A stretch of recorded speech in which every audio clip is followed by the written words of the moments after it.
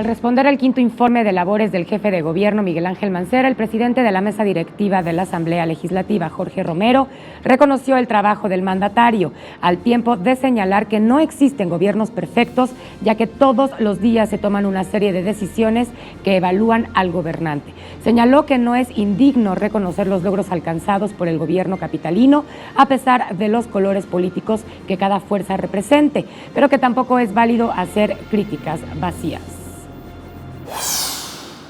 Esa misma decisión, otra parte de la población lo considera como tu peor error.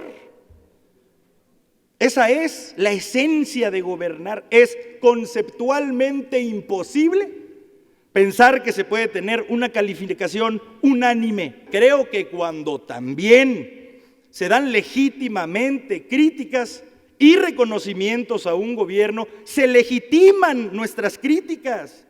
Se triplica la autoridad de nuestras críticas cuando también sabemos reconocer, antes que política, humanamente.